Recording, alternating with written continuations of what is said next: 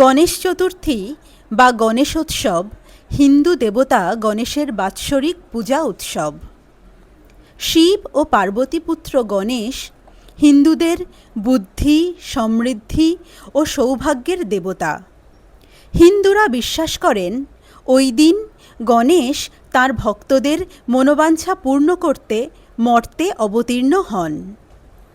সিদ্ধিদাতা গণেশের জন্মোৎসব রূপে পালিত হয় এই উৎসব।